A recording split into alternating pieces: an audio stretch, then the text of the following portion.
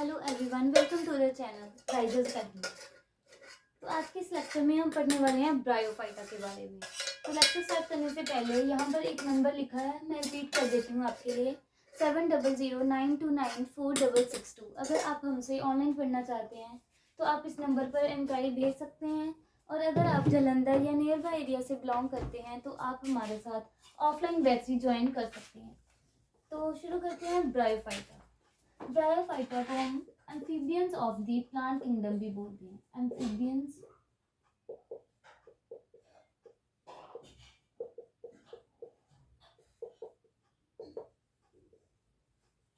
इनको amphibians of the plant kingdom इसलिए बोलते हैं क्योंकि ये सॉइल पर, ग्राउंड पर ग्रो कर सकते हैं, लेकिन इनको सेक्सुअल रिप्रोडक्शन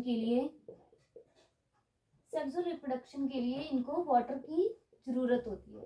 वाटर के बिना ये सेक्सुअल रिप्रोडक्शन नहीं कर सकते, क्योंकि इनके जो स्पोर्स होते हैं, ठीक है, गैमीट्स होते हैं, उनके ऊपर फ्लैजिला होता है, तो वो किस तरीके से स्विम करके जा सकता है, ओनली वाटर की हेल्प से ही ये स्विम करके जा सकता है वाटर में। वहीं पर इसकी वाटर में ही इनकी क्या होगी, फ्यूजन होगी, और इसके बाद इसकी फर्टिलाइजेशन होगी और आगे डेवलपमेंट प्रोसीड होगी। ठीक है,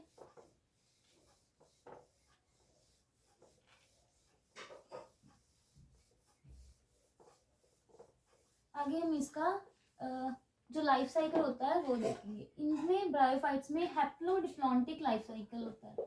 हैप्लोडिप्लॉन्टिक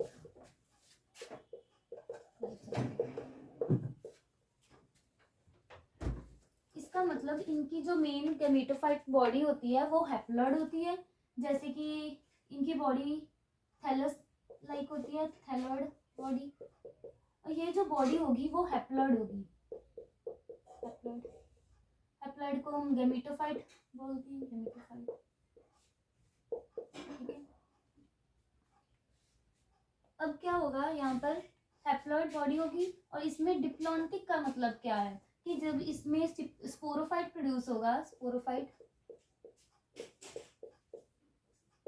उसमें एल्गी में क्या था, ओनली हैप्लॉन्टिक लाइफ साइकिल, तो इसमें स्पोरोफाइट एल्गी में ओनली सिंगल सेल्ड था। ठीक है, जो कि आगे डेवलपमेंट करके एम्ब्रियो यानी कि स्पोरोफाइट नहीं बना रहा था। तो इसमें क्या होगा, उसमें क्या था कि ये ओनली 2n से, ये यहाँ पर 2n था, 2n से रिडक्शन डिवीजन करके मेयोसिस करके स्पोर्स बना रहा था। लेकिन इसमें क्या होगा, ब्रायोफाइटा में स्पोरोफाइट बनेगा, और इसके जैसे फुट होगा सीटा, और उसके आगे कैप्सूल बनेगा ऐसे, यानी कि इसमें स्पोरोफाइट जो होगा वो मल्टी सेलुलर होगा, मल्टी 2n होगा। तो इसका मतलब इसमें स्पोरोफाइट भी कुछ डोमिनेट करेगा, और हैप्लॉइड तो करेगा ही, क्योंकि उसकी गैमेटोफाइट बॉडी जो मेन है वो तो हैप्लॉइड ही होगी। ठीक है, तो इसलिए हमें इसको हैप्लोडिप्लॉन्टिक लाइफ साइकिल बोलते हैं। हैप्लॉइड है तो आगे क्या होगा, यहाँ पर एक स्ट्रक्चर बनेगा मेल में इसको बोलेंगे एंथ्रीडियोफोर।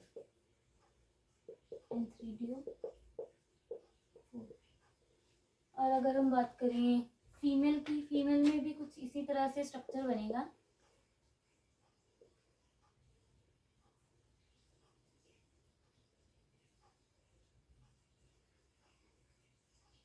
जिसको हम बोलेंगे आर्किगोनियोफोर।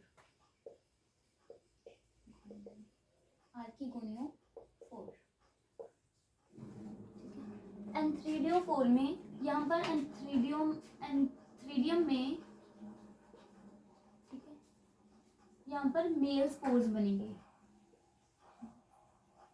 जिन्हें हम एंथ्रीजॉइड्स बोलेंगे।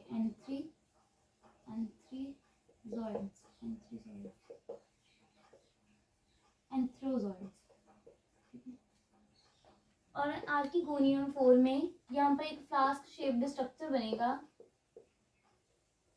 फ्लास्क शेप, जिसको हम बोलेंगे आर्किगोनियम। और आर्किगोनियम में एग बनेगा, फीमेल स्पोर्स।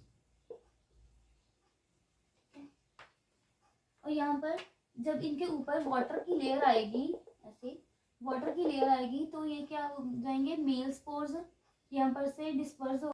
तो ये क्या होगा, यहाँ से मेल स्पोर्स डिस्पर्स होके ये यहाँ पर पहुँच जाएंगे फीमेल स्पोर्स के पास। और जब ये यहाँ पर पहुँचेंगे तो ये यहाँ पर एक कैप्सूल बना देगा।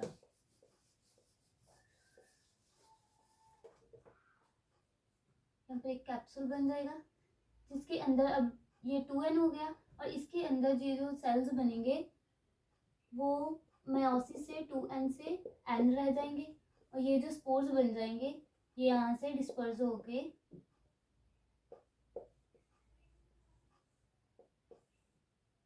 ठीक है, जब ये सॉइल में आगे फिर से जर्मिनेट करके ये फिर से गैमेटोफाइटिक बॉडी बना देंगे थैलॉइड लाइक। ठीक है, ये जो हमने एग्जांपल देखी ये थी लिवरवॉर्ट की। लिवरवॉर्ट में स्पोरोफाइट जो बनता है वो इतना डिफरेंशिएटेड फॉर्म में नहीं होता, वो सिर्फ एक कैप्सूल बनाता है। ठीक है, कैप्सूल।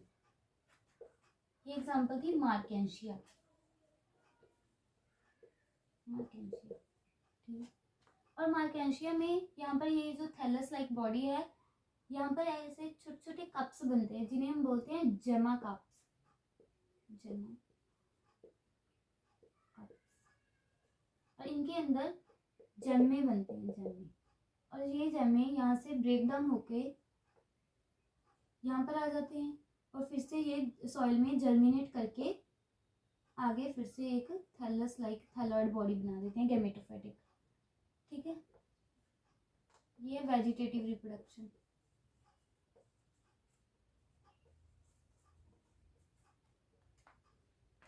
इसके बाद नेक्स्ट हम मॉसेस के बारे में पढ़ेंगे। मॉसेस में भी कुछ सेम इसी तरह से होता है life cycle.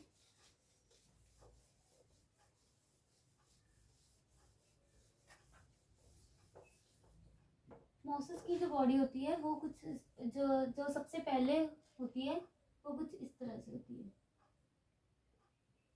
Creeping body.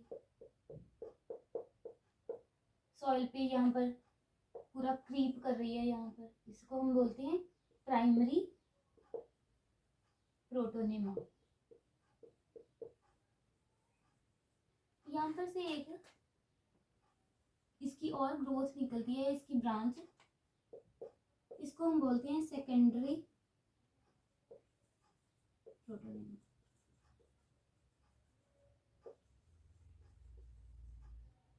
Secondary protonema से फिर से आगे एक बड निकलती है। ठीक है, और बड के ऊपर ऐसे लीव्स बनना शुरू हो जाते हैं, लीव्स।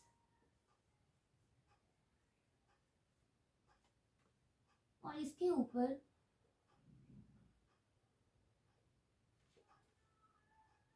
यहाँ पर स्पोर्स बनना शुरू हो जाते हैं।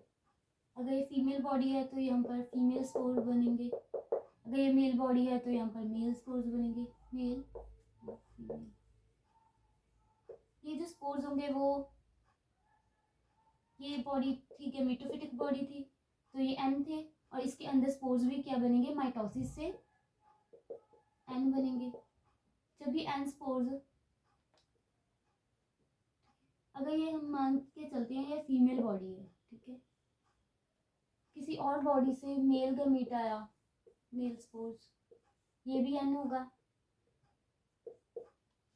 यहाँ पर ये भी एन है। ये यहाँ से आकर इसमें अंदर आके फ्यूजन कर जाएगा, फ्यूजन हो जाएगी, ये क्या बन जाएगा 2n, और यहाँ पर स्पोरोफाइटिक बॉडी बन जाएगी। ये 2n से स्पोरोफाइट बॉडी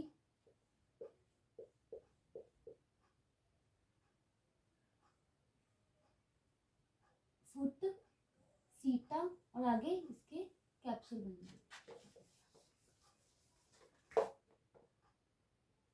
इसको हम बोलते हैं फुट, बेस, ठीक है, और सीटा।